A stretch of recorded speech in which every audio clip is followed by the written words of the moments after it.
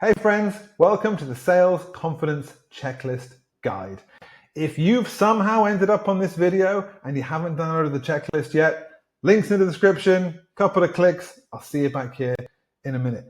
In the meantime, let's crack on. This is absolutely for you if you're a coach, a creator, or a closer, and maybe you're super confident in real life, but when you get on those sales calls, something's not quite flowing. Maybe you're a creator with a kick-ass offer, but a good offer is not translating into money in your pocket.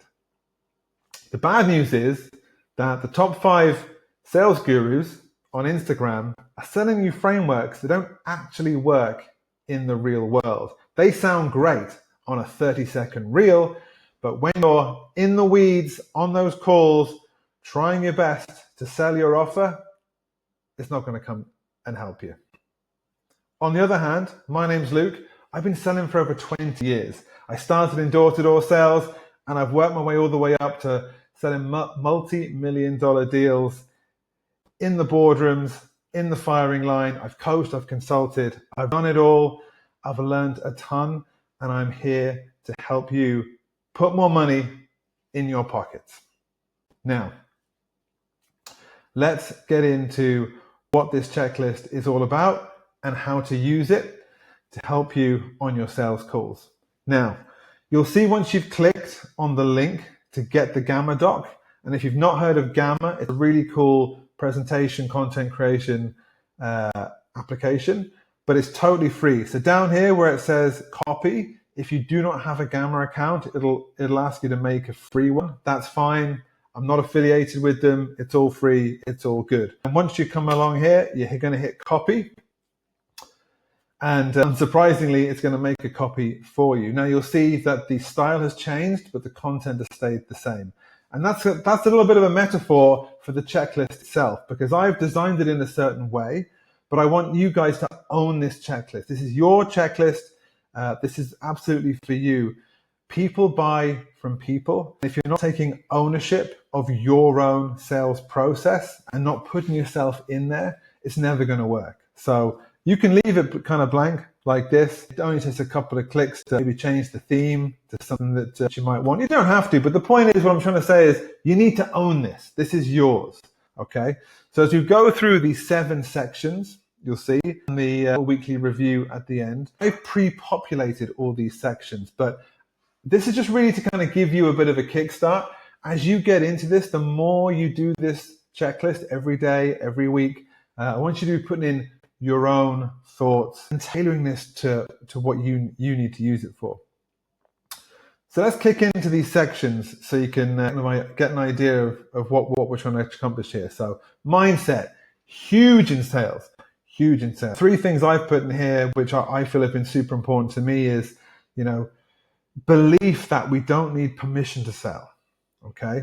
Often we work so hard to get the lead, to qualify the lead, to get them on a sales call. We almost feel like we need permission to be there, to try and sell them something, right? But your story is your proof. You are the reason they're on this sales call, okay? You don't need permission to sell. And so this mindset section is really just, we need this to be a set of mantras that we can repeat to each other multiple times a day to, again, kind of give us a little bit of a confidence boost that we're in the right place, okay? We should all be there on this sales call.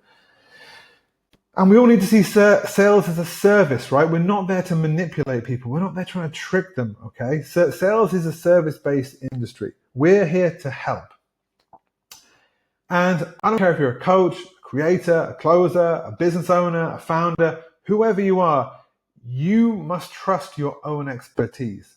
Fair enough. Maybe you're not the best salesperson in the world, okay? But there's a reason that you're on this call. There's a reason that you have this offer, this product that you're trying to sell, okay? And that's your expertise, okay? And that's the value that you're going to bring to the clients. You need to really focus in on that. Positioning. Super important, okay? Again, a lot of this kind of work needs to be done before the sales call, okay? So just little reminders. Can you clearly articulate your unique value proposition in the 30 seconds? The elevator pitch, right? Can you? Be honest. Because if you can't, don't start booking sales calls. Have you identified your ideal client avatar? Are you just selling this thing because you think it's a good idea, or is it actually going to really benefit a certain someone? And do you know how to speak to that certain someone? And have you positioned yourself as that guide, right? So often sales is an ego-driven industry, okay, but we are not the heroes here. Our clients and our prospects are the heroes. And so yes, we need to bring ourselves and bring our story, okay, but it's really how we can help our client's story that's super important. How much work have you actually put into your offer? Is it solving a specific painful problem for your audience? Again, be honest. Maybe it solves multiple problems.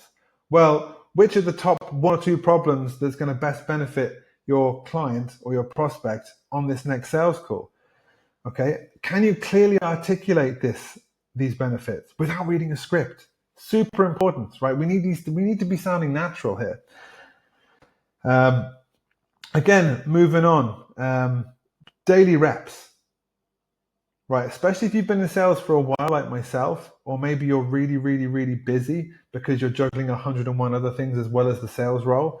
Okay, don't wing sales calls. Never wing a sales call. We've all done it. We've all been there, and it's never worked out. Okay, even if you can just get 10 minutes a day to practice your pitch out loud, practice it in the mirror. Pitch to the kids, pitch to the teddies, pitch to the dog. Okay. If you've got no one to pitch to, have you ever thought about recording yourself visually or just the audio and then reviewing it, listen to it back? I love recording my clients. I'm being sent recordings by my clients, and then when I am traveling for work, stick them on the phone and just give them a good listen. It's really easy. Okay. And I should say these are all kind of tick boxes as well, so we need to be, there's something so satisfying about just ticking off a little checklist. Okay, these are all tickable things. Social proof, super important. And have you ever collected a testimonial from a client? If not, we need to do this, right? Not just because we want to share these client successes, on our platforms and with our prospects. Okay, but if you've never done it before, the feeling that you get when you actually have a testimonial from someone telling you how fucking awesome you are and how much you've helped them, it's such a good feeling, and it's the primary reason that I got into coaching in the first place.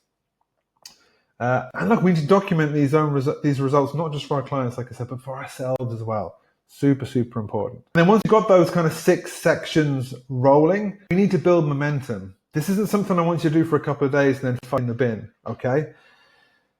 Something that can really help with momentum is your network, right? Sales can be a lonely role, especially if you're a remote closer. Maybe you're living at home still. Maybe you're living on your own. Look, ask yourself, when you needed help, did you put your hand up and ask someone for help?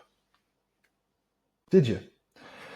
Sales can be a lonely old game, right? Let's not focus on the negative, the positive, like what's actually working. Like the point of this checklist is also to point out like what's working. Let's double down on that, okay? Something has to be working. And of course, we want to identify what's not and improve it. But if something is working, let's fucking hammer that, right? And celebrate those small wins, okay? And identify the goals that you want to achieve. And every day, just keep chipping away. Progress might be slow, but progress is progress.